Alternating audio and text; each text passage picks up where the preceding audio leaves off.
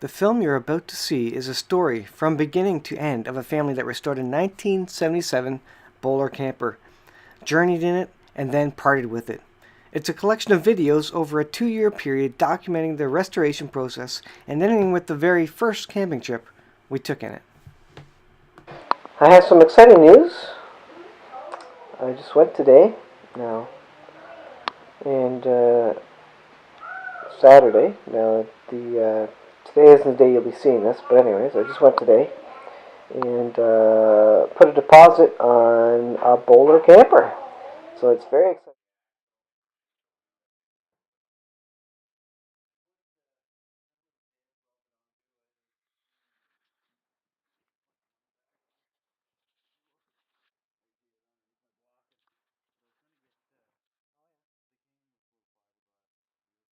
Here, this is a 1977 Boler that was partially kind of fixed up when we got it. The windows weren't in, and we put the windows in it. Had to get new gasket seal along the outside there. This is us kind of using it on vacation. The interior had all been redone, and so the cushions were all recovered and stuff. This was a completely fiberglass trailer, so it was otherwise really good shape. We had to scrub the inside of it really well, because the inside, I think it's elephant skin interior, is kind of bumpy, had some mold on it, but all in all, this is a pretty classic trailer. So I wanted to take a look at specs, and the only specs I could find were this is a picture of the trailer in Cape Breton, actually. The only specs I could find was for the 1979 Boler, but these are the same specs. So we'll just go have a look at the specifications, and this is just kind of cap off the series, the restoration series, and then actually people should watch this first, and then they can watch what we did with it. But it is a Boler 1300. It was a base model. There are some upgrades, but this one didn't have any upgrades at all. I think you could get some extra storage doors along the bottom, outside exterior access to some of the storage bays and stuff. We didn't get that. You can also get the upgrade with the bathroom and the shower, and ours didn't have that. So the overall length of the Boler 1300 is 13 feet. Overall height is 7 foot 2 inches. The gross vehicle weight is 1,250 pounds. And I should say that it was quite easy to pick it up by the tongue. The tongue is only 90 pounds, and that's what they say. I think it was actually lighter than that. Especially if you put a little bit of weight in the back just to make it lighter, you can push the thing around your driveway with just by lifting the tongue of it. So the tongue weight is 90 pounds. Hitch required is a class 1 hitch. It does have one axle, so it doesn't need brakes, called rub and ride, I guess. Electric brakes were optional, so I think the law is currently that if you have 2 or more axles, then you need electric brakes. Ours did not come with electric brakes. The tires are 13-inch, 4.5 by 5 bolt pattern hubs. It sleeps 4 or 2. Now ours slept 4. The dinette folded out. Let me see if I can go to the picture here. The dinette folded out. That's funny. This looks like the top of our caliber is opening up. That's a van behind it. Let's see if I can find some interior images. I don't think I have any, actually. So this dinette goes down and turns into basically a double. And then the front of it, which I don't think I have any immediate pictures of, unfortunately. The front of it was a couch, but it doubled as a bunk bed. So there was actually posts that you would slide in, and it would turn into a bunk bed right up front here. So one kid on the bottom, one kid on the top. So ours did sleep 4. We have a family of 5 now, and that's why we ended up getting rid of it. But yeah, it was a 4-sleeper unit. If you get the bathroom and shower, it goes down to a 2-sleeper unit. The inside height is 6 feet. We're all pretty short. I'm 5'5", 5'6", so the interior height was great. The inside length is 10 foot. Outside width is 6 feet 8 inches. The inside width 6 feet 6 inches. It did have a fresh. Did ours? No, ours did not come with a fresh water tank. That was pulled out and removed. The furnace was also removed, but it does have a. It originally had a furnace in it. Ours also did not have a fridge in it, but it comes with a 3 cubic foot fridge. And in the 1970s, it sold for about $1,695. That must be US dollars. And so that is the specifications of the 13-foot, the Boler 1300. Like I said, this is a 79 model it's talking about, but ours was a 77. The exterior wasn't painted yet. It had all new. It had been taken off its axle, all powder coated, sandblasted, powder coated, whatever. New tires. So the whole under gear was all good. And then we put a tiny, I think it was a 10-pound propane tank on the front because we had the little stove going inside. I don't think I have any extra pictures, but it worked well for a family of 4. It's great. You can see just in the back here. Again, I think I have more pictures somewhere, but look back in the playlist and you'll see full video of the interior of it. But it did have a little stove, and we put a little electric, cooler in there. I did have it wired for 12 volt. You can see the 120 volt here. I believe I had my inverter there, so when you switch on the inverter, it would go. Had a little sink here. You can see to the right hand side. That's pretty much it. Lots of storage space up here. Surprisingly, you can fit a lot in there, and underneath the seats as well. And yeah, the door was curved. You can see the door here. That's not the curvature of the camera, the wide-angle camera or anything. That's like the door is actually curved, just like an Airstream. Curves right around, so it's pretty neat. And there's my daughter looking out of it. So we had a lot of fun times as a family, and hope that was interesting to you. I just wanted to wrap this playlist up with some specs of the 13-foot 1977 Boler. Thanks for watching, guys, and I will add this to my play.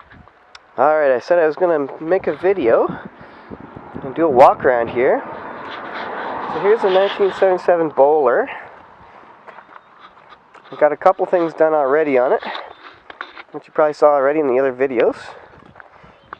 Let's do a quick walk around first. I'll start at the back, I guess. It's got the original lights on it. These are supposed to be riveted in, but I haven't done that. I just have some screws in there. I did that for inspection. The frame is all sandblasted and painted. Nice and clean. This is where the tire used to go, obviously. It's since been fiberglassed over. The guy I bought it from did that. I'm not sure if I'll put the tire back on or not. Probably just to save weight. Might not bother with it. Now I was to notice, and you saw the video, I got the windows installed here. This does to me look like the one-piece trim lock window rubber that was suggested to me, actually, as opposed to the two-piece. I'm not sure if there's a Boler name up here or not. There is on the front. These two rivets are for the curtain hanger thingers. The plastic isn't too bad. It's certainly see-through, but it is scratched up. I'm going to get some polish for it. See if I can do something with that. This ring around here, I think it can be polished up nice and shiny. So I might have to look at some aluminum polish there. Now this does have some aluminum marker lights in, or sorry, LED marker lights in it. The last owner did that. Got an all new axle, newly painted rims. And there you can see the sticker, Oramucto, New Brunswick. I assume that's the original sticker. I have this plate, I believe. It says Boler Voyager. So sorry, you can't see what I'm doing. The plate that went here. I think it says Boler Voyager. I have it in my car. And then here, I'm not sure what this is. CSA approved. I've not seen one of these. Apparently, it's a CSA approved recreational vehicle. Now, the previous owner did put a new hinge in it. It needs a strike plate, though. It's got no strike plate there, so it doesn't actually latch. That's one of the things I need to do. Now, it's sunny out, so I was going to start putting the windows in. But first I had to... I decided to put some window expanding foam in here. The window stuff is exterior, and it's not supposed to expand too much to bow the material. And it's sandable and paintable, but I think it will make a nice firm sandwich for the window to grab onto. And then as long as the window is sealed properly, it shouldn't see any moisture there. So it's got this cool little exterior light on it. I have no idea if this works, but I don't see why it wouldn't. I see the wiring coming in through the cupboard there. Cool little, is it tin, I guess? Rain guard there. And then the awning rail there, and I've got an awning for it. And these are very corroded original hinges, it looks like, so I can probably shine those up.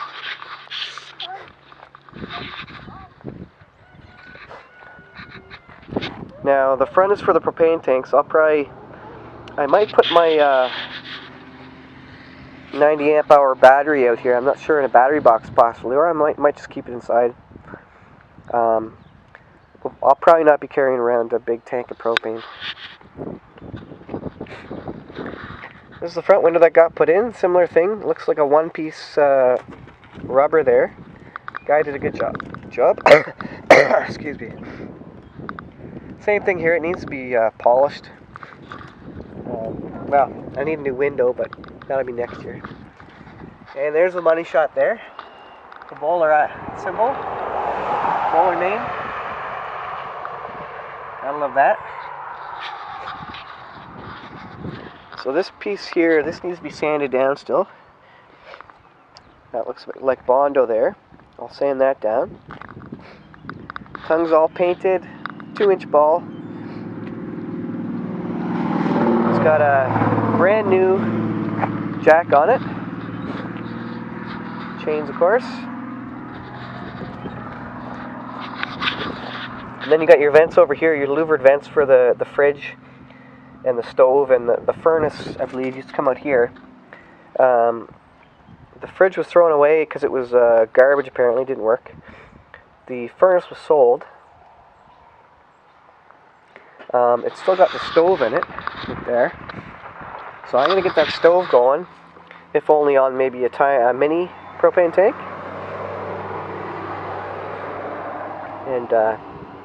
And these are the spots. So, there's one for power cord, one for water drain, and another one for, I forget what. This would be the water fill, the fresh water fill, because the fresh water tank used to go underneath that seat there. That had been gotten rid of, but I'm just going to use a water jerry can in its place instead of spending big bucks on an RV fresh water tank. So I've got the original plastic pieces for these guys. I forget what the other one was for. City water in. That's right. City or plug-in water in there, like hose. And the other one for the sink. Water fill. Furnace, like I said. And then I guess there's got to be another one for the power cord. Maybe this is for the power cord, because the plug on the end of the cord is too big for these guys. So I think that's probably what it is. I'll have to double check. But I'm going to keep these louvered panels on here. They don't do anything now, obviously, because there's no fridge in there. But I will have a Coolatron. Actually, it's a MobiCool 12 volt / 110 volt cooler that I'll have going there. So it will serve some purpose, actually. And so these windows, you notice, are all cut out already for the new radius windows there. And that gets us around to the back. Now on the top, I don't know if you can see it. It's just got the vent hood. Now alright, we'll step inside here. It's a little trailer, but it feels large inside, at least right now before we get everything in here. It's a bit of a mess. Stand back here so you can see it. So this here is the couch. It's out to the bunk bed. So this board here flips up, and then there's 2 poles that go in to make a bunk bed, 2 beds. So kids will sleep there. Then you got some storage underneath here. And there's also points here. These are where it's bolted to the chassis. more storage under here, and then you got your lighting cables, all the good stuff. Up here you got your curtain rods, and again the rubber seal looks good that the guy did. I've got some mold here. I need to scrub this down, but that's fine. It's kind of mold on the ceiling too a little bit. I think it'll scrub out of the elephant skin. Do what I can here. For now, I just set the stove in place. It's just sitting there right now, not plugged into anything. You got your cutlery drawer. This is where the fridge used to go, but I'll put my cooler in there. All the blobs of expanding foam, I put those there to seal various holes that had been for this or that, or old bolt holes or something. Got a 110 outlet here. And this big cable that I keep walking over, this is kind of the landline, the shore power. And it gets pulled out of a hole in the back there. I'm not 100% sure which one, but once I get the plastic piece on there, then I'll do another walk around and just show you what's what. But this is the kind of a little breaker box here. So I should probably, I'm thinking, I'm just going to hook my inverter up so that I can switch it on and off. And then what I'll do, inside the cabinet, I'll just have another outlet here on the back maybe or something that I have plugged into my solar inverter. So when I want to go off-grid solar and I need 110, I'll just plug my shore power into the 110 plug from my inverter, and then that just lights up all the plugs in here, so the lights and everything. So these lights I think these are AC, but so I'll have to put an LED in them. And actually I didn't know this is a fluorescent.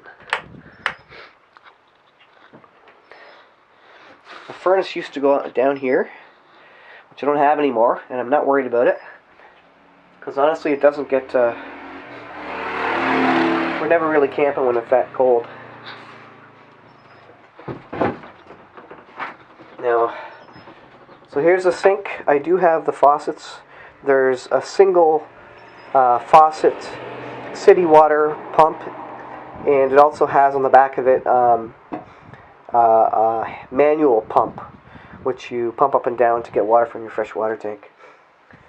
These guys here, I don't know if I've ever heard anybody explain them, because I look kind of old school, but these are actually here to support the cabinet here and also the roof, to keep the egg shape from bowing out or collapsing. These provide the rigidity to the body. They're basically doing the same thing as this cupboard does on this side. It kind of creates the wall that holds up the ceiling. But with the absence of a whole single unit there, because you can see there's no fiberglass in the middle, obviously, it does have those extra rails there to hold that up. You get this nice little storage up here. It's small, but for camping it should do. Now under here is where the fresh water tank went. I won't put another fresh water tank, not an RV one anyways. I'm going to use a freshwater jerry can. Maybe store it under the sink or something. But there's tons of storage in there. Lots more holes I filled. Now obviously missing from this picture is the table, which went right here. So I'll do another video with the table and once everything's in here. But same thing on the other side here for storage. Now what I like about this is all fiberglass. It's all plastic fiberglass. It's not plastic, it's fiberglass. But it's maybe it's more relatable if you think of it as plastic. I love it because you can just mop it up. You're not worrying about wood rotting.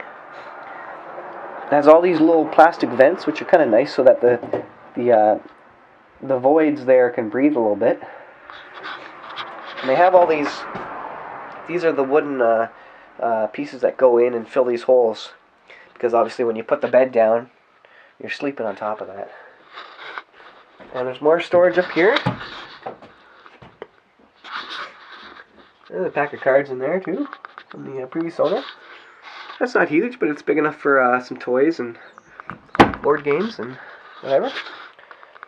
Another window that's roughed out here. So I'll be playing with that to put that in. We kind of get around to got all the hooks for the drapes, and then we get around to the closet here, which is it's a good closet for such a tiny camper. You can see the yellow inside. That was the original color, I guess. It's got a little rack up there, a little pole, so you can hang some clothes. Here's the wires I was talking about in the other video that went to the outside, the porch light there. And you got some wood on the bottom there, tying the fiberglass, the wood to the fiberglass. I'm not sure if that goes to the frame or not. And the wheel well, obviously.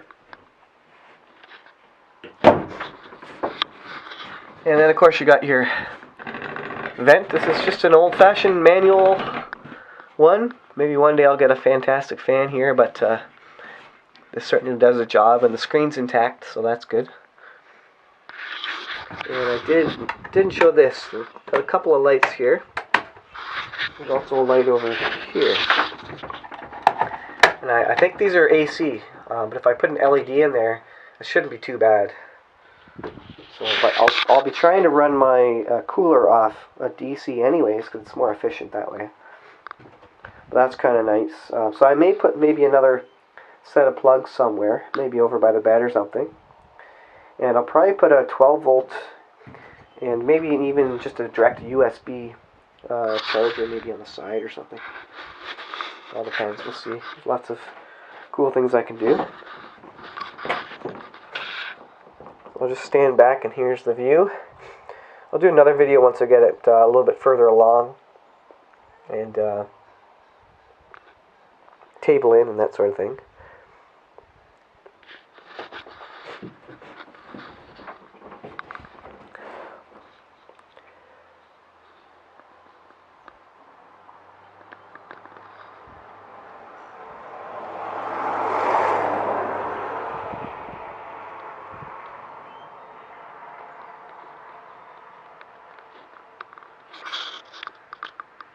So that's my new Boler. I'll get some more videos of me fixing up some stuff as I go along here. I really got to get to this window. Maybe get this window in tonight. I got to scrub down. I got a bit of mold here that I got to deal with, some black junk or whatever. I don't know what that is. Take care of that, and I'll try and get at least one window in. And because my priority is to seal this thing up before it rains again. So, Alright, this may be a bit muffled, but I hope you can see it anyways. I'm just going to continue cleaning the walls, and I'll probably speed it up, but I want to put maybe 2 windows in tonight. We'll see how it goes. But I got to clean the mold around the window. So I'll get to it.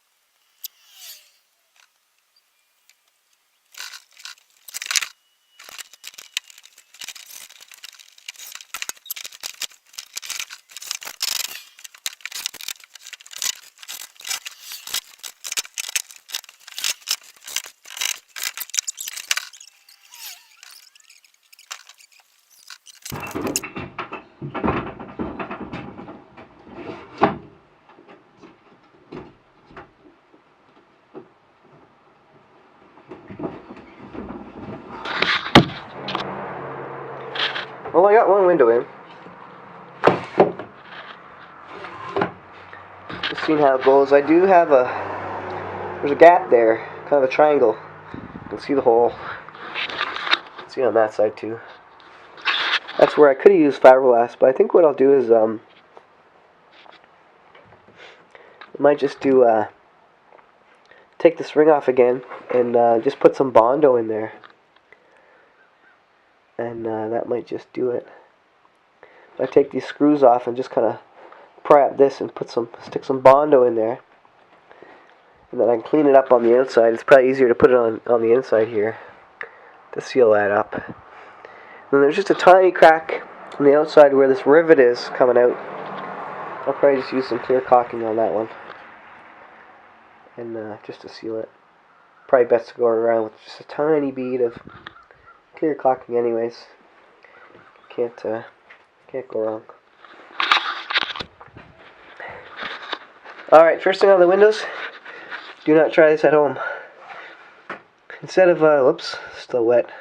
That was not very smart. Anyways, instead of Bondo, I had some window and door spray foam. I put that in there. So I'm just going to let that harden, and I'll just cut it off and mold it and just flatten it out. There's nothing structural needed here. So Bondo would have done, but I think this foam will work fine. Might put some Bondo on the outside as weatherproofing. Probably will. But certainly from the inside, it really doesn't matter. Once I shave it down, make it look nice. Alright, I got the table in. Figured it's a good working surface to get to work on my other big windows here. It's your standard old kind of flip up, take off, and then set it down. Funny thing is, for the foot, it has this little hook which comes off. So you do that, and then this mechanism just kind of folds it up to flat to the table, obviously, and then down again. But this is to lock it in place. Apparently this is from the factory. That's to lock it into place while driving, which is absolutely bizarre. But anyways, I guess it works. I mean, this table's not going anywhere. Very firm on the back. So my next project here is I'm going to put the window up here, put the foam stripping around it, this stuff, around the edge, and then I'll try and get these windows in. I'm going to see if I can do the same with the foam in these corners here, if they're showing. These ones may be even showing less, I'm not sure. We'll see. They look like they might show less. So the same idea might work, and then just a little bit of Bondo in the corner. And then I'm going to caulk on the top anyways, because the curve of the Boler starts happening there. And of course that's the worst place for the window to be pulling away from the body. So I'm just going to put some clear caulking along the top of it, which so it'll be invisible for all intents and purposes. And it'll just make sure the seal on the outside is good. And if the next owner finds that not up to par with his or her liking, they can redo it. These windows are so easy to take off. Just got this rail here that kind of just sandwiches the window on the outside and the aluminum on the inside here. Just kind of pulls it together, sandwiches the whole thing, and that's good. I mean, that works great. So that's good. I'm going to keep going here. I washed this one, so I think I'm ready to get it in. I need to get it in as soon as possible because I don't want it to rain. Obviously the windows are open here. This one I got to wait probably till tomorrow. This stuff is hard. I don't know if I can cut into it though. I don't know how hard it is on the inside. I'll need to shave that back down to level, and then I think the other window will go in just as easily as the other ones did. So that's my plan. I'm certainly not an expert, and this is probably not the right way to do it, but it's the way that I'm going to do it. I'm going to see how it works, and if it fails miserably, I'll probably make a YouTube video about it. There you go, guys. There's a dinette. I'll keep showing you clips as I get the other windows in.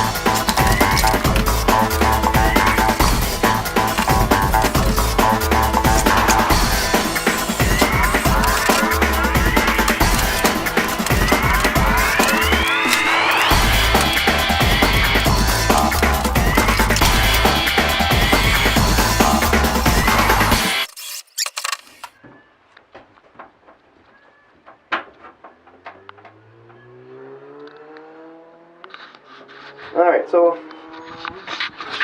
I got a little plate in there, which is just enough to close it. It's not perfect. I should probably bend that a bit. Could probably bend that with some pliers. But next thing, I'm going to try and get the deadlock, get the deadbolt working here.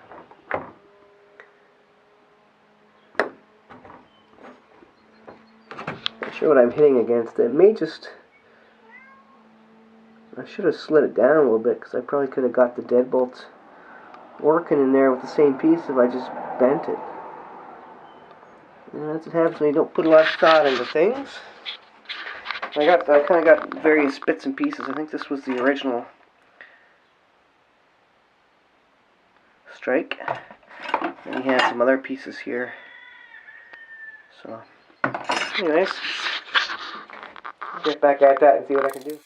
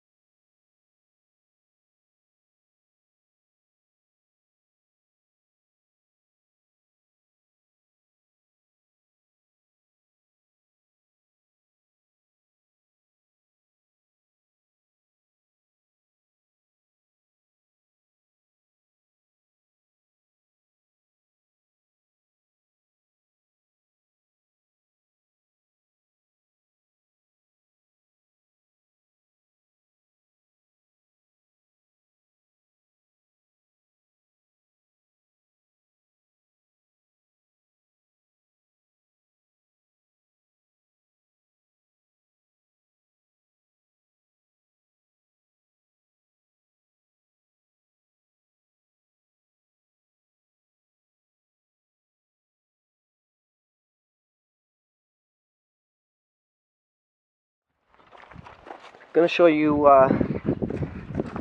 one cool idea, at least I think it's cool, for plugging in my solar.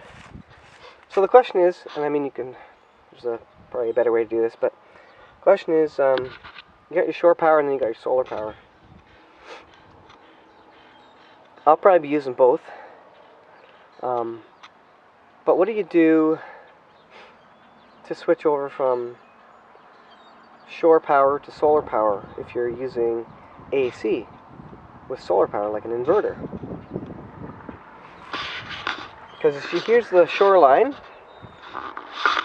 right? So we've got it coming out of here. Oh well, you got this plugged into your shore power at the campsite or something. But what if you just want to use solar AC?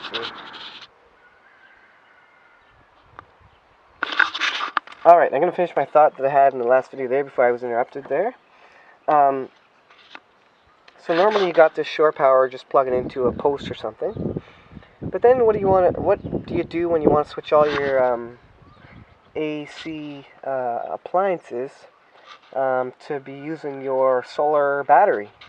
So you could do that with a switch inside, a big flip switch where you just toggle it from shore power to battery AC or something like that. But I thought of a better way, or a more interesting way anyways.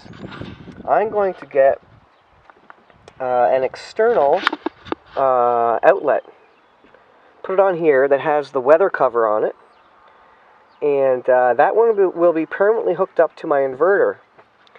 And when I want to switch from shore to solar, I unplug my shore from wherever it was plugged into, and I'll just plug it right into the outlet on the camper. And that will be AC, 110 volt, 120 volt, coming out of my inverter. And so that's an easy way without having to, I was thinking to do it on the inside, but then I'd have to drag the cord back in all the way and pull it through. This way I can just kind of leave the cable like that for traveling. And when I know what I'm going to do, whether it has shore power or not, I'll just come over here and plug it into my outside outlet, which is directly tied into my inverter. By doing that, I don't have to change any breakers. I don't have to change any plugs on the inside. And that also gives me an extra plug on the outside, because it'll have two of them with the little weather flap. And then once I'm done, I can just close it all up tightly, and I have no issue with forgetting whether I had something plugged into my inverter or not, or whatever. I'll just have to remember to put the cord away each time, but that's fine. That's part of what you got to do. So that's my idea. I don't know if anybody else has thought of that. I'm sure there's probably better ways to do it internally, just by a big flip switch breaker or something to flip from one power source to another. But I don't know. That kind of looked to me like the cheap way, the cost-efficient way to do it. The poor man's toggle or power switch. So that's my idea. This is the installation of my running water in my 1977 Boler camper. I've got a couple of things. I've got some hose that I got to plumb in, and it's going to go into the top of the jug. I've got my little on-off switch here, on-off, and I'm going to put that right about here, so that when you're up here at the sink you can just flip this on. And it's not the exact plug that I wanted, but it'll do for now.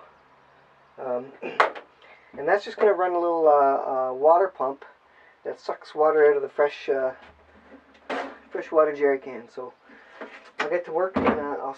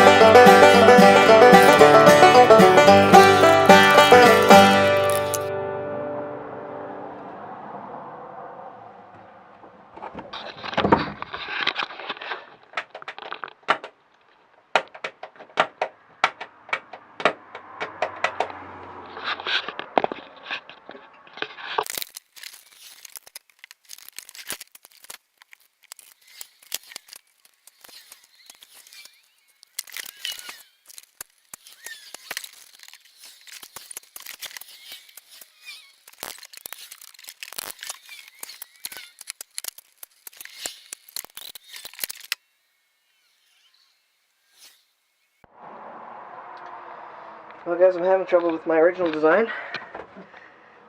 I wasn't going to submerge the whole pump in the water, but it looks like it kind of wants to be submerged. But that doesn't work with this because this hole's not quite big enough to submerge it in. The pump is just a bit bigger than that. So, got to figure out how I can get that in there. I might have to cut a hole in that water can, which isn't the end of the world, I guess, but wasn't what I was planning.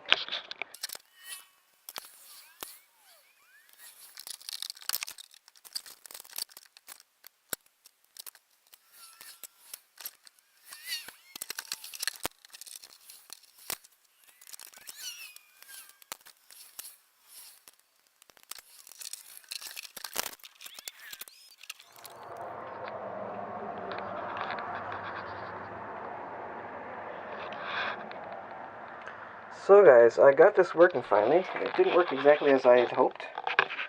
Got a little light button here, and then this comes. Oh, don't think my hose is pushed down all the way. Let me try that again here. There we go. Got our running water.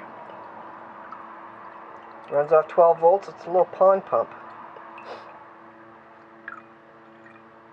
Works pretty good. Now it didn't work exactly the way I thought. The button is nice. I wanted a button that one way you pushed it, it stayed on, and the other way you pushed it, it flipped on and off. And I thought I got that for this one, but this always returns to neutral, which is fine. But anyways, let's run it off my 12 volt solar. I'll show you the guts of this here. So I got my freshwater jug here, and originally I thought I was going to keep the pump outside of the jug and just prime it, but that wasn't working, so I had to get the pump in the jug, in the jerry can, but it wasn't fitting, so I had to do some cutting of the spout here. It's a little miserable. Let's see if I can get it out here for you so you can see it. It's a bit of a tight fit. Need two hands to do it, of course. Trying to break it. There we go. It's a little twisted up. So there's the pump. It's a little pond pump, 12 volt, and this end here likes to sit in the water. I was going to have it hooked up to another hose, primed, and then the hose just sticking in here, so I didn't have to cut it because this pump wouldn't fit otherwise. But that didn't work. And then I ended up breaking the end off the top here. It looked like this here, just a little knobby thing that the hose goes onto. But I broke it off, but luckily there was enough of a collar there that I could get the rubber hose on. But anyways, so I'm just going to submerge this whole thing. I'm going to have to run it through a good number of times to rinse it well. But so what I'll do is we'll take this jerry can to fill it up with water when we need water, and bring it back, and then we stick the pump in here, and we can screw the top on. If I want to maybe put a bag over it or something, I can kind of screw the bag on and seal it a bit better. And then as it goes in here, the pump slides to the bottom. And then I'll have to come up with some method just to hold this here a little bit more straight like that. And then I come up here, and it works. So that is it. That took a lot more effort than I thought it would, and I hit some roadblocks, and I cut my finger and broke the pump, and had to cut up my nice new freshwater jerry can, but it works. And that's good enough because tomorrow we're going camping, so I have no more time to fiddle with this. So that was that. I'm going to let it soak in the water so that any of the stickers and stuff and chemicals have a good rinse tonight. And I'll pour it all out and rinse it off. And then I'll run it through a couple times tomorrow before we start drinking out of it. But it otherwise should be safe. The jerry can is safe for fresh water. So that is my off-grid freshwater pump conversion using cheap eBay parts and a couple of hoses and snake clamps and bits and bobs. That's my DIY how to get running water in your off-grid camper. With and this button here switches an eBay part, so that's great. And like I said, I just have this running through the stock spout there, and it's not a ton of water flow, but it's enough. It's enough for this size spout, anyways. It ends up being just enough flow for the camper. You don't need a lot more than that. If there's a lot more flow than that, then you're wasting a lot of water because you're probably just letting it go down the drain. So that's enough for toothbrushing, and it'll take a couple of minutes to fill up a kettle that way, but it's certainly doable. And that pump will suck it right down from the bottom of the jerry can, because that pump just sits on the bottom of the jerry can there. So that should work. Hope you enjoyed that. Hope that gives you some ideas for what you can do in your camper. And thanks for watching. Well, here's the sum up for the night. I got it inspected today. Got the front, rear windows in today. Got 3 of the new windows in. 1, 2, 3. Last one is the door. In the morning I have to shave this. Again, I just added that in there so that the wall could sandwich a bit and have some strength behind it. I'll put that final window in, then we'll be done. Now each corner I did put some expanding foam in there, and I'll trim that off. I don't know if you can see that. I'll trim that off tomorrow when it's dry. But that filled the hole really good. Trim it off inside, and that should be good enough. On the outside, I'll just go and clean it up. Maybe put a layer of Bondo over it, just to weatherproof it. But this is weatherproof. I mean, it's window and door stuff, so. Window and door. Great stuff. Insulating foam sealant. Let's see. Can be trimmed, sanded, painted if desired. Tack-free 15 minutes, cures 8 hours. Cold adversely affects performance. It's a little chilly out.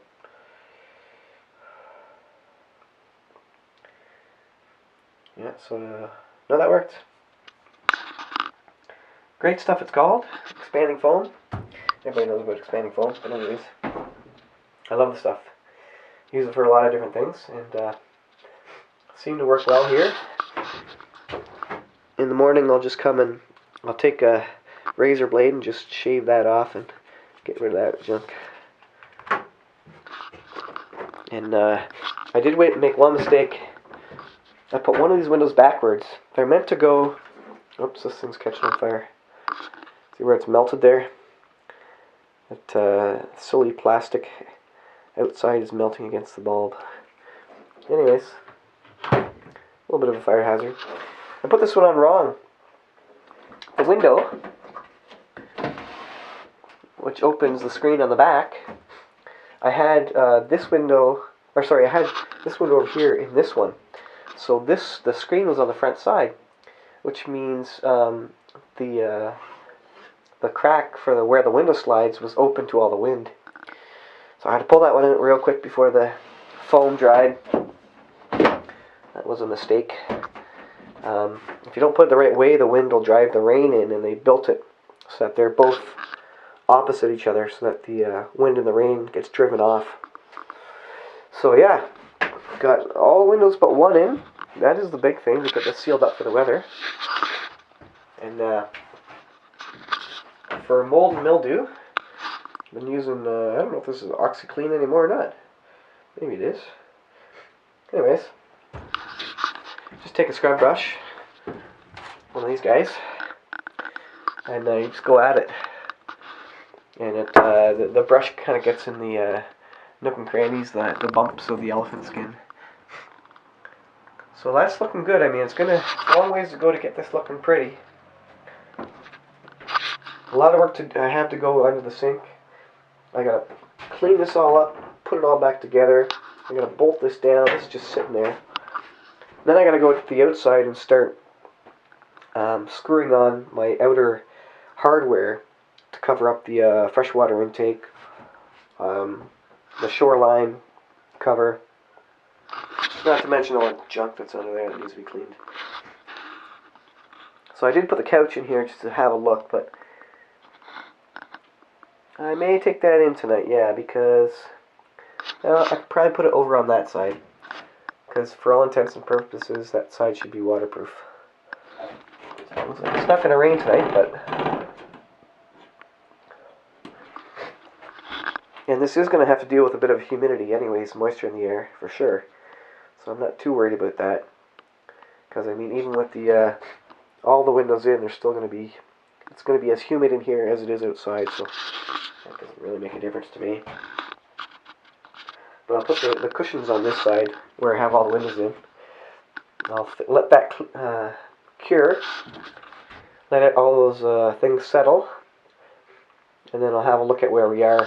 That was my big thing. I had to get this thing sealed up before any weather came. And it was sunny today, so I thought I'd get her all done.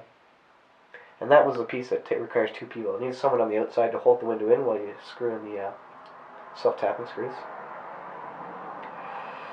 So, I'm gonna cough here. That's the first part of the restoration. Not sure how many videos this has made, but I'll probably have one on the windows, one on the exterior, one on the interior look, and maybe some time lapse. And I'll do some more time lapse of us cleaning the interior and all that good fun stuff. And I'll give you a better idea of what we're going to do with the kitchen area here and what sort of hardware I have once I get it out and cleaned out. But stay tuned for hopefully a good number of more videos to come as it relates to the restoration of this bowler, putting it back together for the most part. I'm the kind of person that I'm not a perfectionist, so it doesn't have to be 100%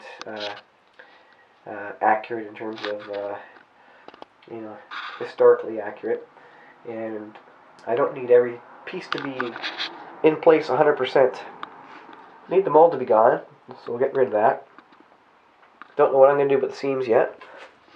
Seams are still wide open. I might try seam tape like we're on them originally. But again, I'm not worried about it for now. I'm going to work based on priorities, and my priority right now is to get the windows in. And then step down from that is to get all the major hardware tacked back on the outside. And then the next thing would probably be to finalize my taillights, because I only have this temporarily put in. And then I'll move back inside and start finalizing and putting back together this whole kitchen area here. I do want to get this working with propane again. In our last camper I never did hook it up, but I want to hook it up this time. And I definitely want to try out my new fresh water tank for this one and see how that works. We don't want to go to a campsite and have to use 2-way, 3-way, 4-way, whatever hookups. We can't do 4-way anyways. Or 3-way. Water, electricity, sewer. Maybe it's only 3-way. Maybe there's cable included in that, I don't know. Anyways, we want to go to sites where you don't need any hookups. And I'll use my solar for all the power. And use our onboard fresh water and a little hand pump that comes with this to get our fresh water. So the other thing that we'll probably do, and I'll probably do another video, we'll probably paint these, or I definitely got to make some more doors here. My wife definitely doesn't like the look of it at this point. It's a bit of a mess. Pretty dirty. Alright, anyways, we'll get on with it and stay tuned for the next video. Alrighty, YouTubers and all you viewers interested in bowlers. You must be interested in bowlers if you're watching this anyways. Hope your lens is dirty a little bit. There you go. Now, I just got all the header panels installed. The vents for the fridge and, well, stove, I guess. Maybe these are both for the fridge. Anyways, I got those screwed in.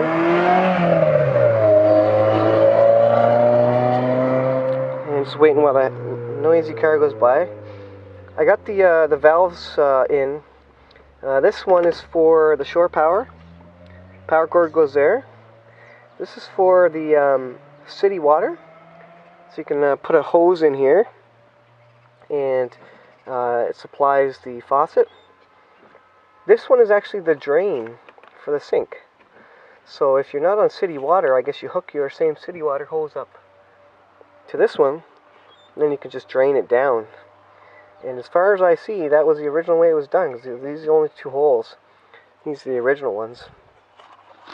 Now what I have here is, if I can show it to you with one hand without dropping it, this is the water tank.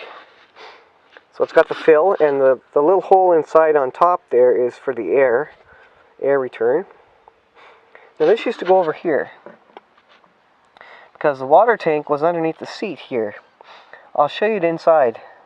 But it's filled over now, and that may work to my advantage actually. The previous owner did that. That may be okay. Because I'm not gonna get another RV fresh water tank in the side of the camper. So I may actually want to remove this somewhere and put this fill tank maybe over here. I'll show you what I'm going to do. And I got a couple of options and dilemmas I'm working with here. Better get my screws here before I kick them. So by the time you watch this, I'm sure I will have figured out exactly what I'm doing. But I'll show you. Let's see, where can I set you? Show you what I'm doing here. I'll put you back up in the storage bin up here. Okay, so got this jerry can. Well, it's a jerry can, but it's a water approved jerry can. Water blue or green or whatever this is. Desert Patrol. This is a 6-gallon, 23-liter water container. So instead of paying $500 for an RV freshwater tank, you know, whatever they are, I don't need one that large, and it's expensive. This was maybe $23 or something. I can't put this in the side well because it's too shallow. If I put it on its side, I'm not seeing how I can really make that work as a water tank, because there's a hole here I think I'd have to plug. But what I was thinking was maybe standing this down here, just below the sink here, and putting a fill hose in here, and also the draw hose for the sink, and then the vent could simply be, you know, this piece left off here. And that would just sit there. Or if we need to fill it out, instead of filling it up from the outside, I just take the lid off, carry this to the water spigot, fill it up, bring it back, and shove it back under the sink. Put the lid back on it that has its hoses drilled into it, and then we're away to the races again for fresh water. Technically, I'd only need one draw hose for the pump.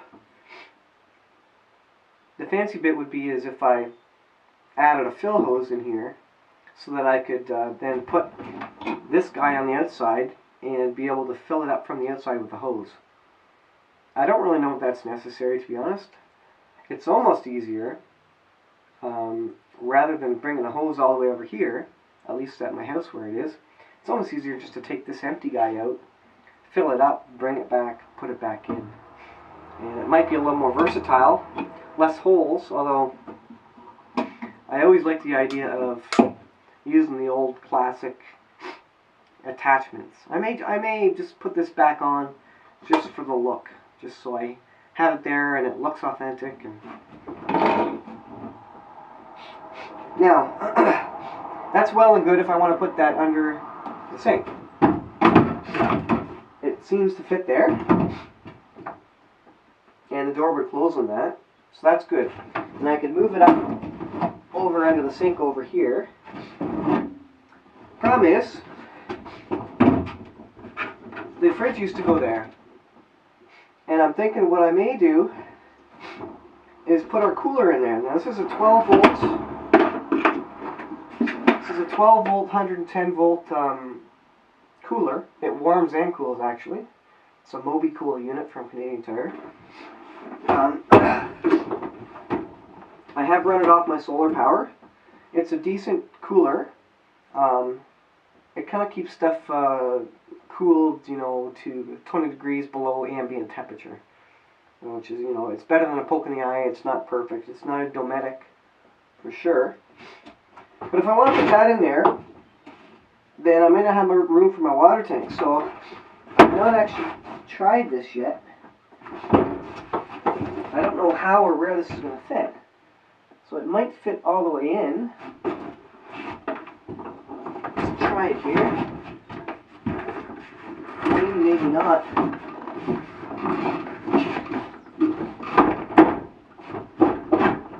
I think it might just barely fit. Alright, I'll take it out so you can see that.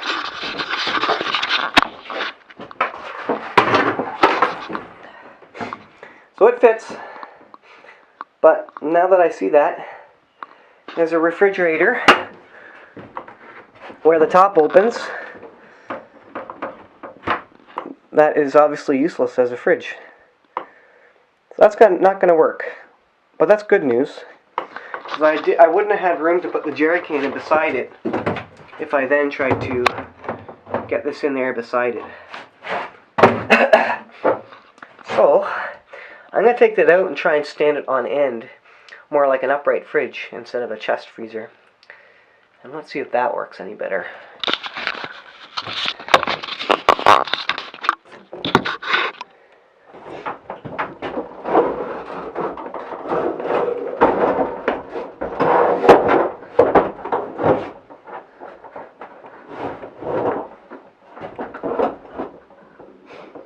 Whoa, barely.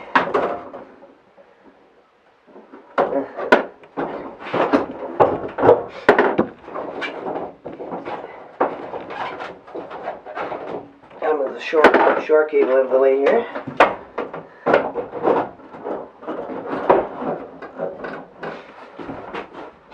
That does not fit.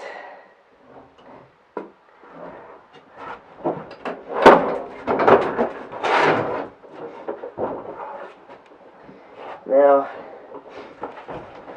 the option is if I take out the drawer.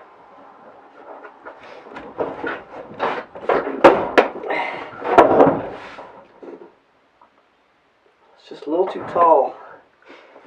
That is very unfortunate. I guess I could put it on its side. There's one more way I could put it, but it would be very nice. I was really hoping it would kind of stand on end, and that would be the best way for it. That's way too high to fit that in. That's really too bad. Now, that solves one question. I can put the jerry can in there, the water can. I can put that in there either way. So that's good. I think I know where I'm going to put it. I'm going to put it right where the cable is behind the behind that extra door there. And that should sit right there. It'll sit right under the sink, so it'll be in perfect perfect spot and we'll run short hose. I think that'll work. I don't know if I'll do the fill. I mean, I could make some shelving in here and put a door on it. But, so what do we do with the cooler now? And that's always the issue. Where does the cooler go? So, what do you guys think? Another option is, there's always 14 different ways to skin a cat. The other option is to buy a bar fridge. And to put a compressor bar fridge in there. And a compressor bar fridge would actually consume less electricity, less solar power than this guy, which runs off 12 volts. And that's because the compressor fridges have a duty cycle. You know, 70% or 60% or whatever. 60% of the time they're drawing power. And the other 40% they're shut off. Whereas this runs 100% duty cycle, 100% of the time. If it's rated at 4 amps, which I think this one's rated at 4 amps, it's drawing 4 amps 24/7. Every hour it pulls 4 amps out of your battery, basically. So this isn't super efficient. Not at least as efficient as a compressor-based one. So I could just get a cheap bar fridge, and I should be able to find a bar fridge for $50 off Kijiji or something like that. Anyways, all right, I'll proceed with the water tank with the jerry can there, because I think that's going to work regardless. And I'll show you the update when that works. Alright, here is the install of my LEDs. I got these LEDs off, let's see, Amazon? Or maybe eBay. From China anyways. And I'm not sure the specifications on these. Anyways, they're the standard replacement for the bulbs that should go in these guys here. This is what they look like. Got LEDs in the top and the bottom, so I wouldn't want to touch the LEDs. So I think pop this guy off, and I should be able to loosen that, push down, and put this. Oh, I guess I will have to hold the top. I'm going to use my shirt. Use my shirt so it doesn't get finger grease all over it. There we go. And alright, we're going to see if that works now. I'm going to turn on my 12 volt.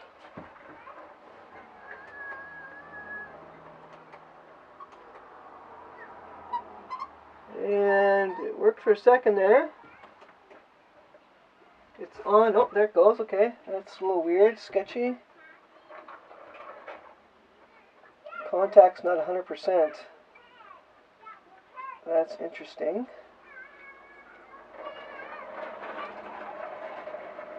Anyways, well, that seems to work. I might have to bend up the metal contact there. So a little metal contact, I don't know if you can see that from the shining of the light, but I might have to bend that metal contact and just tweak it a bit.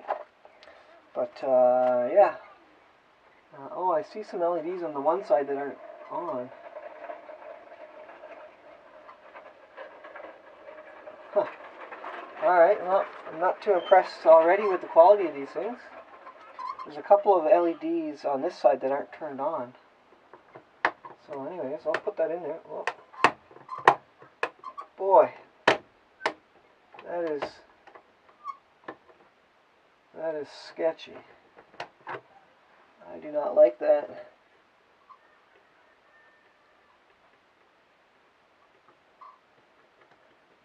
Okay, well,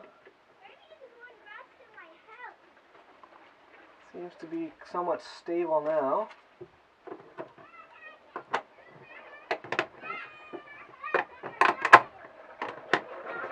Boy, that is bizarre. I'm not even touching the thing.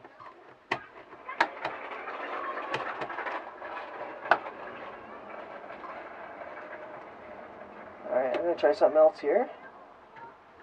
Just going to try rotating it right around here. Maybe it likes the other way. Nope.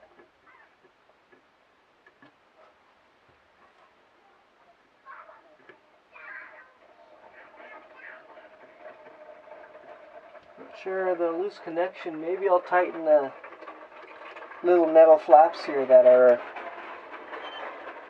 grabbing it. But anyways, not super impressed. But again, it could just be this this connector here. So that's it. So I've got basically three. I got one of these lights on the other side I'm going to put in. Don't know if that one will go any better. And then I have the porch light, which I'll replace with one of these guys as well. So we'll see how that goes. I'm going to show you the porch light here. I installed this one. This one works a little better. It doesn't flick on and off like the one I did inside. I'm not sure if this is as bright as the other one, so we'll have to see. I'll have to compare them.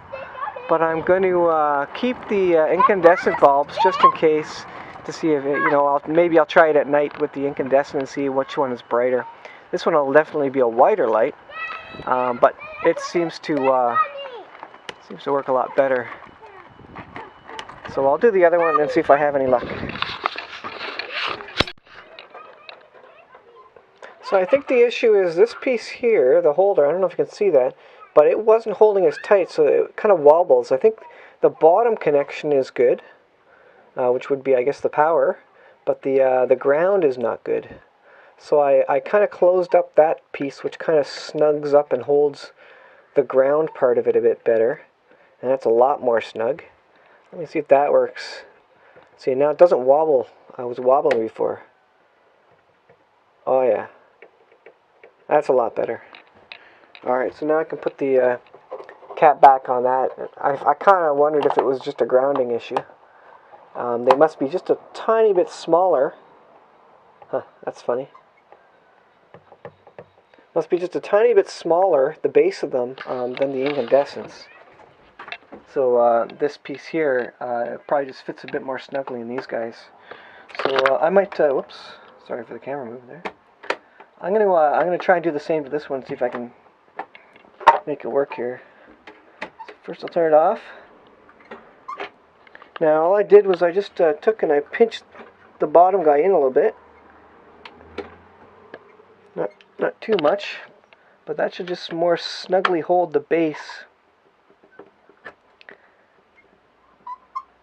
There we go. Oh yeah. Much better. So that was all it was, just a grounding. So the ground there wasn't real tight on these new bulbs for whatever reason. Maybe they're a bit smaller, but that made all the difference. So, like I said, I don't know if these are any brighter, but now with all these guys on, I don't know if you can see that. With all these guys on, it's only taking 0.2 amps. Actually, I don't know if I have the outside one on. No, the outside one's not on, but they were taking each individually, I think, 1 or 2 amps each. So it's cut the power consumption down massively. So I can run these lights all night long, no problem, with that amount of consumption. So that's good. So that worked out well. It's not hugely bright. I don't know that the other ones were a lot brighter than that, but anyways, I guess we'll see how it works. And a little less light is not the end of the world anyways, but I think it will kind of reflect off the elephant skin and kind of shine around, so that'll work out real nice. So that's a nice little upgrade to the Boler camper with LEDs. So I got this one, the other one, and the porch light. The light under here is a shore power light. That's a fluorescent.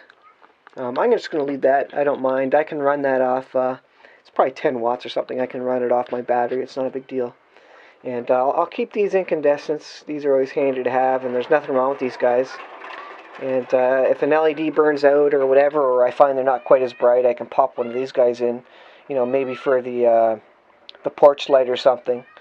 They don't pull a lot of power. I mean, I got lots of amp hours to be running these little 1 amp 12 volt bulbs. So that's not really the problem, but you know, the less power you can consume, the better, because then you can run them that much longer. So that's a neat little upgrade. They probably cost me maybe $5 for 2 of them or something. I'll have to check.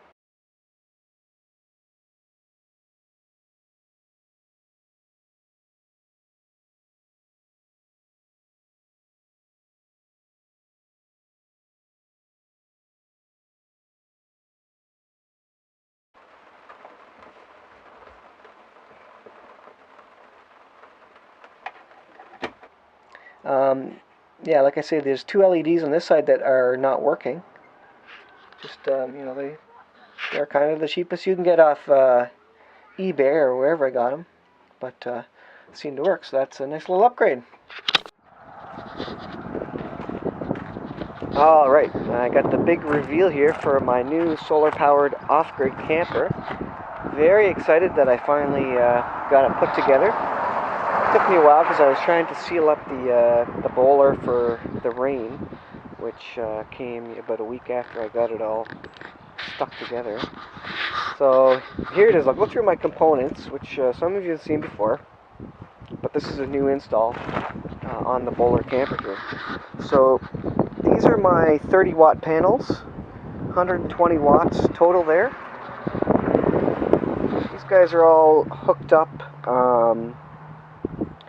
now let's see, in series, because I got an MPPT charge controller.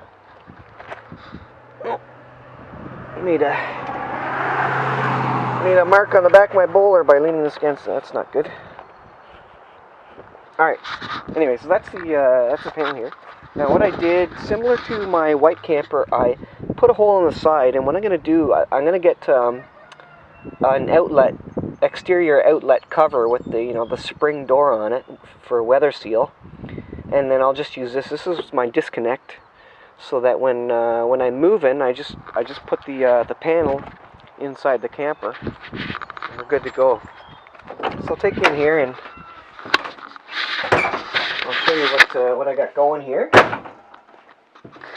So first I'll show you the guts of the operation. I just got this, just got it roughed in.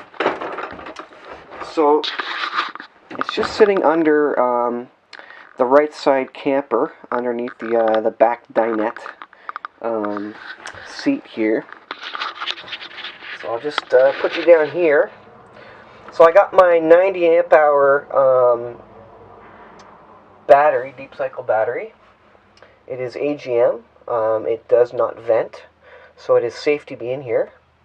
It is a heavy beast, but it works well. I really like it. It's not a cheap battery. And then I've got my 1000-watt inverter here, which I pulled out of a Xantrex power pack backup battery box thing. So it'll do the 110 by these wires here. And it'll also do the 12 volt, obviously. So I got a little 12 volt that I got to hook up, like just a 12 volt socket. And here's the tester. So I just pulled that interface off the Xantrex power pack box, and it's just on and off. So that's the tester to show the power.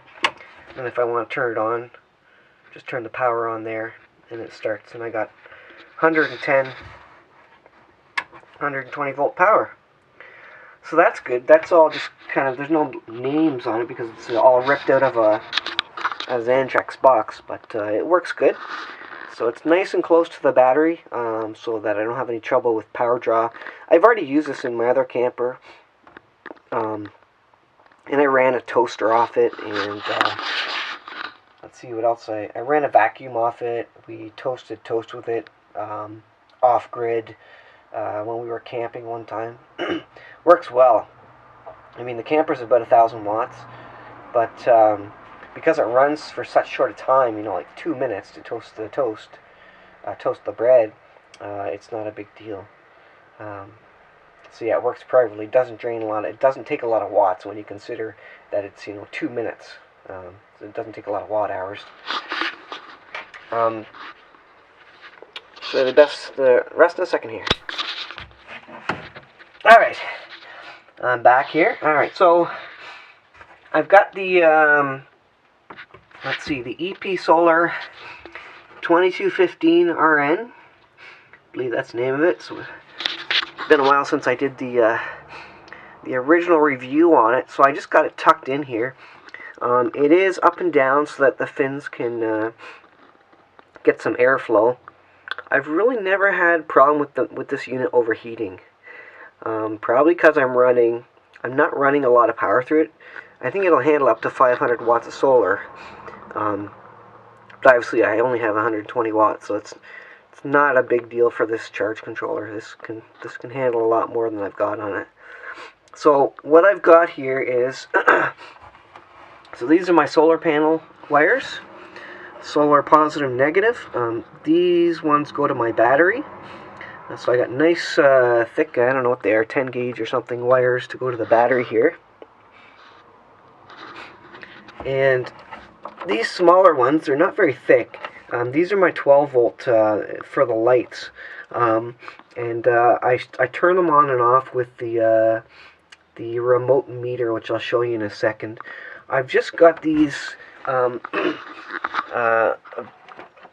what you call it, basically plugged into a wire that goes to one of the 12 volt lights. And I've just got it in line with the wire that goes to one of the 12 volt lights. So it goes to the 12 volt light up on the side, the porch light actually, and then the 12 volt also actually flows around to the rest of the camper, and that means I don't have to worry about going back to the original source of the 12 volt, which was in the wiring harness up front. So these wires are a little thin. These are 18 gauge, I think, but I'm not drawing a lot of power right now through it. My plan actually is to I've ordered a USB kind of charging station dock, and it basically goes, you put it on a wall, and it's got two USB ports. It's got a 1 amp, I think, and a half an amp or a 2 amp or something like that. I need to look at the numbers. My brain's not working right now. But anyways, it's got the two ports. So it's got the the higher amperage port for, say, an iPad, and the lower amperage port for an iPod or some other regular 500 milliamp USB device. Yeah, that's what I think it is. 500 milliamp and 1 amp. 1 or 2 amps. So I think two USB ports will be perfect for us when we're off the grid camping or something, just to charge our iPad or overnight or during the day or whatever, when solar power is good. So I'll probably put it up here somewhere. This is just the side of the cupboard here, and obviously the bed goes across here. So I'll probably make a little shelf here, and it'll be a little charging shelf. And so I'll just sink my two USB ports into there. And I really don't think we'll need much more than that. There are 120 volt outlet here, socket here. So, and I don't know if I'll add a lot more than that actually. There's another 110, 120 volt outlet here. So I've got a number of plugs. But really, when I'm off the grid, I don't want to use 110 volt anyways. I just want to use 12 volt where possible. Now, I also have this 12 volt plug, and this is for my cooler, my MobiCool, cooler, which I've done a review on, and now it sucks some power, so probably when we're at a campsite with two-way service, which most campsites these days have at least one-way or two-way service. It's actually hard to find sites that are unserviced now. Not hard, but most sites are going that way, where they're providing service either way, because a lot of people who go camping want to plug in all their electronic devices anyways, even if they're tenting. So anyways, I'd probably run that off the power. I just got my big my big black cord in there, which I can plug into 15 amp service there. Maybe 30 amp. I'm not sure if it'll take 30 amp or not. I haven't actually looked at the breaker. But anyways, so I'll use that. The other thing is that I don't know if I've ordered it. I'm going to get a socket. No, actually I have a socket. I have a socket for one of these guys. So I'll just, I'll have a socket plugged in right, maybe right here, just above the charge controller. Because that's just sitting right under there. You can see there.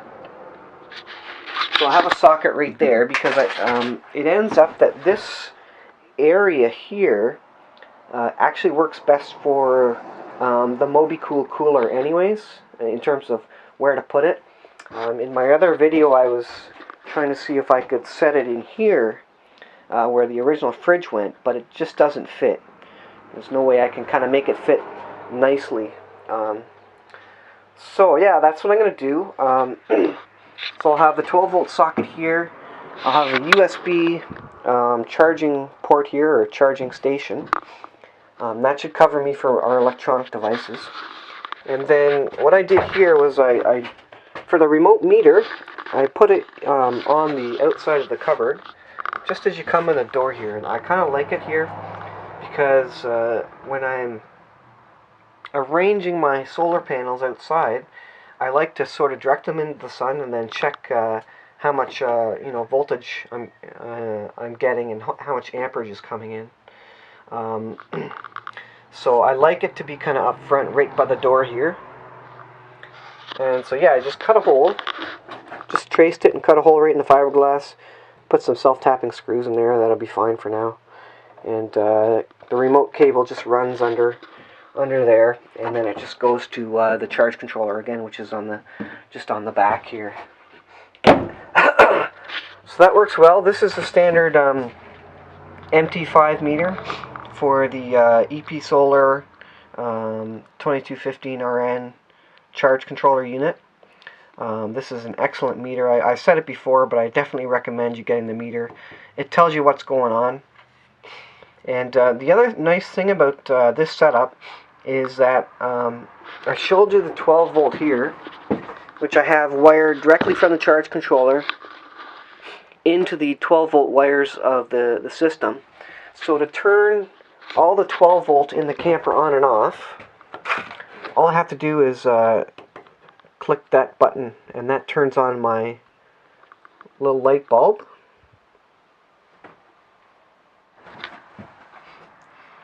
Alright, I want to show you the load mode here. I didn't have my load timer set correctly. So now, I don't know if you can see it, but the little bulb icon is not lit up. But if I press this here, it will turn on. So I just got 12 volt lights right there, and there's one on the other end here, and there's actually one on the outside right there. That's a porch light. So I'll show you what it does here. So I don't know if you can see it again, but press that. That guy will light up, show it's lit up, and then you can see that is lit up here. And also this one out here, you can see that works. So that's all 12 volts. And then to turn it off, you just press this button down again, and it shuts off. It takes a second to refresh, but the bulb shows off there, and then this one's shut off. So that's kind of handy. These are the original incandescent 12 volt bulbs in there. So I'm going to get LED replacements for that. But for now it works. They consume about 1 amp a piece, 1 amp hour, a piece. So I guess that would be 12 watts. So that's a fair bit. Don't want to be running those all the time, but all things considered, it's not too bad. Anyways, so yeah, I just got this couple lights. I probably don't need a lot more for lights. And I've got my power station with my USB and my 12 volt socket, so I'm good for off-grid use. So this is my new off-grid camper. it is basically good to go. I got charge coming in here. It's late at night and it's still pulling in about 41 volts because I have all those panels hooked up in series, like I said. So it's converting that 41 volts to 12 volts. 13 or 14 volts in order to charge the battery up to whatever it is, 13.7 volts or whatever. Yeah, it's showing 13.7 volts right now. And then all the the extra 25 volts or whatever, it's actually converting into amps. So I get a bit more usable energy out of it. So that works great for me. I love this EP Solar system. The actual name of it, I found my manual here. It's the Tracer 2215RN. It's the 15 unit, the 150 volt unit, and that's where I can hook them all, 4 panels up in series there, as long as I don't go through that limit. And they each put out about just under 20 volts a piece, I think, each, if they're in full sunlight. So I could probably add another panel to that and still be under the 150 volt limit. So, alright, I'll end this video off now. That is the look at my off-grid camper. I'll do an update if I change any of it. And I got to rewire some of this stuff. I got a lot of cleanup to do here. So I'll rewire it and then I'll show you the next stuff, alright?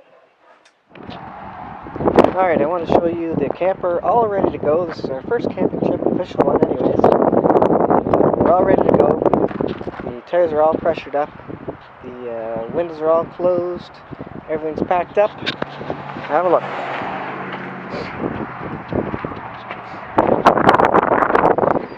You'll notice I have the hubcaps on. Very nice. Got the solar all packed away. Let's see inside.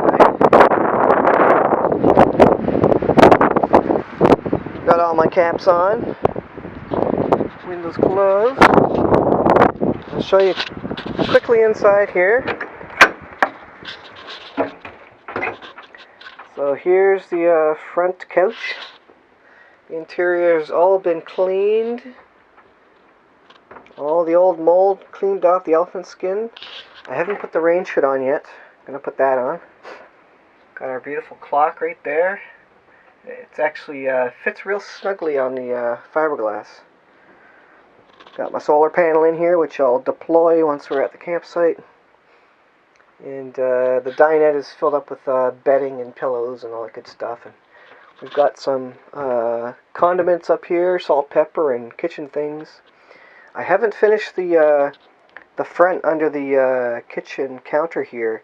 Still got a big hole there. And the cutlery drawer isn't finished, but that's okay. We'll get that done. Got all the curtains on, as you can see. Curtains on. Curtain on the door. Batteries ready to go. Beautiful, 13.1 volts. And yeah, she's clean as a whistle. Look at the floor. Shiny. And I did finish my 110 volt power run. That's what that red cord is back there. It goes from the battery compartment over around to my shore line, my shore power line actually. So when I want to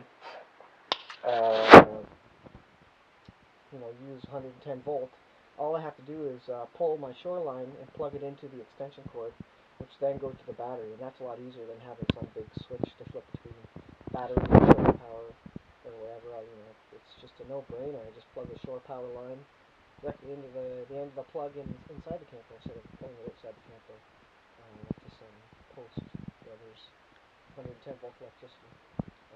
So that gets me going for 110 volt, which really only runs this outlet and the fluorescent lamp up there. I did get the water going on the sink. It is temporarily plugged in for two-way service for the shore water, whatever you call it, city water connection. I did get my little water pump, so next camping trip I will not be using that. I should have my 12 volt water pump hooked up with my water jerry can and have just onboard freshwater system, and I'll never plug into city water anymore. I should just be able to keep my water jar can clean and full, and then I'll have a little switch maybe down here where I can turn the water off and on and off and pump it through there. And I actually might get a different faucet as well, because this faucet's really low for filling up pots. All right, I better get inside, get to work here. Just want to give you an update on this. It's almost, well, it is pretty much ready to go. Have a few finishing touches for the solar stuff, for the fresh water, but otherwise it's all tacked together, cleaned up, ready to go. The 12 volt obviously works with these lights here up on the side. The burner works. I got propane plugged in. Beauty.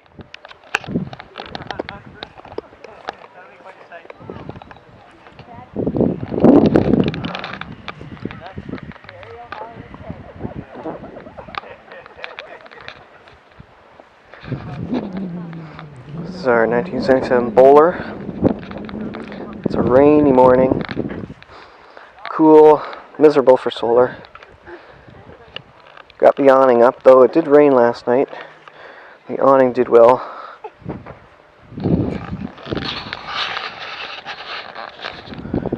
Got a little cooler there running solar power, but running low since it's not sunny today. And that thing sucks power.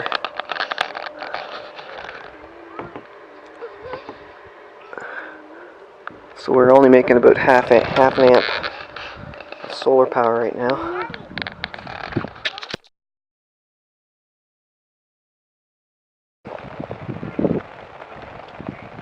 Well guys, I am live from Fiddlefest 2015. It is kind of miserable and rainy. This is Sunday morning. I'll give you the panoramic. I think you can hear the rain falling on the awning.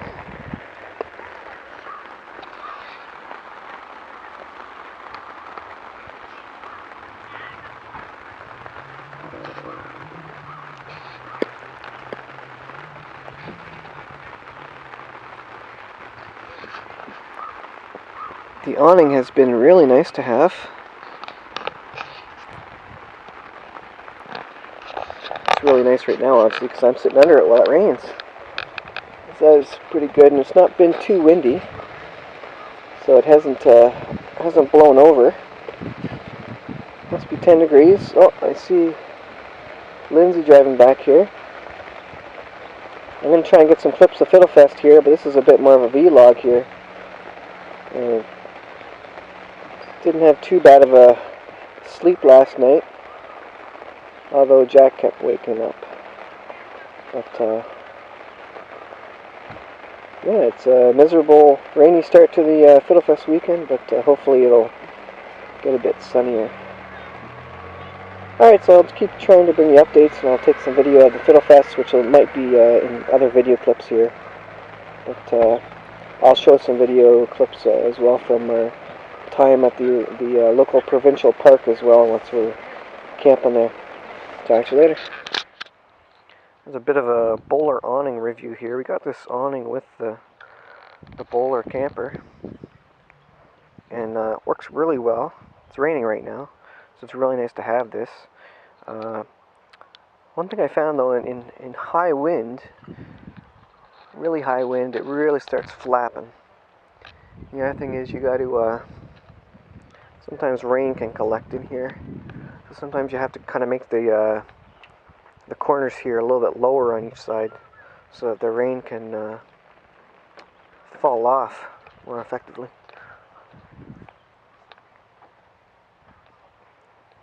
But it works really well. Right now the rain is just kind of going down. There's a low side here, so it's just kind of falling off the side there. It's not raining real heavy. It does withstand pretty strong winds. It's pretty thick material. Really heavy duty stuff. And it just slides into the little awning rail there, so you got to slide that in and out each time. But it's the perfect size for the Boler. You can see it just overhangs the end by about a foot on each side. And yeah, it makes a nice little area for seating. And you know, this grass is all dry here, so it's really nice. Really nice to be able to just put stuff under the awning, and then you can just watch other people as they're tenting, scrambling around, trying to get out from under the rain. Shouldn't make fun of them. I grew up in tents, so I know what it's like. But it certainly is nice to have a nice quality cover. You can do that with tarps, I guess, but certainly nice to have kind of a doorstep that's nicely rain covered. One thing I will say about on the Boler here, we got the porch light, which is, see if I can point to it. This is backwards and upside down. Whoop, right there. But I didn't use the porch light last night because it would just attract bugs. I don't know, maybe there's a certain kind of light that you can get so it doesn't attract bugs. Not sure, but anyways, it was attracting moths and stuff, and so I would probably prefer not to have it on in most situations, just because of that. It would be kind of nice to leave it lit up at night and through the evening, because it kind of lights up the whole area under the awning. But yeah, if there's bugs around, and this is good bug season, this has kind of been the worst. Well, I don't know about worse. It's been one of the worst summers for mosquitoes. There's just been lots of mosquitoes. We had to kill a bunch even in the Boler last night, and so for that it's been bad. But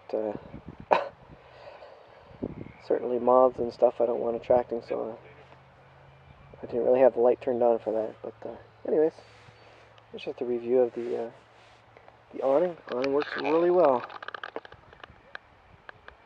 I have no idea how much it cost or where it came from or what manufacturer it is, but it's a nice little custom Boler awning. Well, it's a bit of a sad time because is it November? It's a cool November day. I have decided to sell the Boler, and basically because I've got debts I need to pay and that sort of thing, and it was fun. It was a lot of fun. I get pretty quickly bored with things though, and not that I'm really bored of this, but you know, I love the trailer, but at this point in time I kind of got to get some bills paid down, and so it's time to sell it, and I think I will be able to make a bit of a profit off it based on what I purchased it for.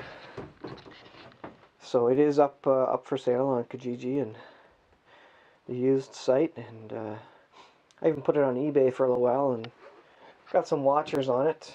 No buyers at the price that I had it, but I got a couple of buyers, potential buyers who are thinking about it. So we'll see if we can, you know, the money that I get from this is going to be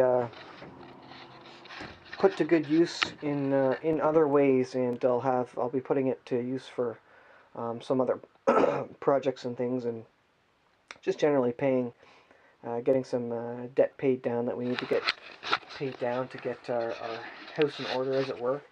And so that does mean that I will have to take the solar stuff out of it. I won't be selling that with it. So I'll take my battery out, and you know, that's just as well, because I'm thinking that might be a good. I'm not going to replace it with another trailer. I hope not. I said that last time when I sold the first trailer, and I ended up getting this instead. But I think it's a good time to sell it. We had a lot of fun with this. You know, if we were rich, I wish, you know, we would keep it. But we're not, and it makes more sense to pay off some debts right now than it does to keep this camper and use it 3 times a year. It's pretty expensive even just to use it. I mean, to go camping for a week, you know, it's, you know, $500, $600 anyways. to pay for sites and food, and it's just a lot of money. So, it's a novelty to have this, and I love this little trailer. But it's we also found with our big trip to Cape Breton, Nova Scotia, is that the little Dodge Caliber, it will pull it, but it's hard on the steering components. It's hard on the tie rod ends. It's only 1,000 pounds or close, plus or minus 100 pounds or something. But the Caliber, even with the transmission cooling package, which mine doesn't have, is only rated for 1,000 pounds, and less than that without the cooling package, which I don't have. But it's not the transmission I was so worried about. I think what it did is it stretched the tie rod ends again, and it kind of wore out the bushings, because I had them all replaced just last year. And the up and down hills of Cape Breton, I don't know if you've ever been there, but there's big, the highlands, there's massive, long, steep uphill drives, and I think that just put the steering out of alignment on the Caliber. It's just not meant, like, front-wheel drive vehicles in general are just not meant for that kind of, not meant for pulling heavy loads, and certainly don't have heavy-duty components in the steering and the front end for that sort of thing. So I think I caused slight issues in the tie rod ends. Now I don't have any extra wear on my tires, pigeon-toed or whatever, but there are steering issues, so I need to go get it aligned again. So what that kind of tells me is that pulling this trailer is not really something that is easy on our Dodge Caliber, and if we don't really have the money to go and get another larger car, so it doesn't really make sense to keep trying to pull this, knowing that it's kind of harder on the Caliber. Like I say, if we were rich, we'd just get a bigger car, get a bigger trailer, get a bigger everything, and all we get a rear-wheel drive car or something. But it's not in the books for this time, and going forward, I can probably find another one of these and fix it up and make use of it.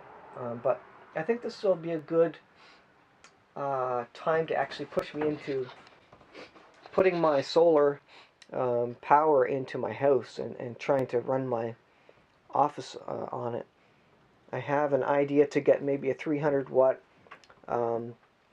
solar panel to supplement my. Basically, I have a 120 watt solar panel, which I don't know if you can see it. It's down there on the ground there. That's all I had there, and my office pulls 120, 130 watts constantly, rain or shine. And with that 120 watt panel, which I don't get 120 watts out of anyways, in direct sun, maybe close to that in very direct sun. But it's I can never pull my office right off grid, unfortunately, and I was wishing I could. With 300 watts of a solar panel, now I'm getting close to the point where maybe I could run it off solar, especially on even mildly sunny days, without having to turn the solar panel every 15 minutes to point it directly at the sun, because there would be enough overhead there to produce power even if a cloud goes across. And then I don't have a massive battery bank, and I don't want to draw the battery down so much, so I really do want to be using power directly from the sun full time. And so in the winter, it's dark before 5 o'clock here, so I'm going to be using power off my battery for that period of time, which is hard. I only have 90 amp hours on the AGM battery that's under the bench there. So 120 watts AC, power coming out. You're drawing a lot, and I don't have a pure sine wave inverter, which is another loss in performance efficiency. So you start pulling 120 watts out of a 90 amp hour battery, and I just don't want to use it that hard. It's just not a lot, and I don't have a boatload of time and a boatload of money to go and get a massive battery bank or a lithium ion battery, which would be really cool. So I think, moving up to a 300 watt solar panel, that actually gives me the ability to then actually run some household things, um, and not be struggling. Like the 120 watts, even on a sunny day, is just not enough to put, get anything off grid in my house, really.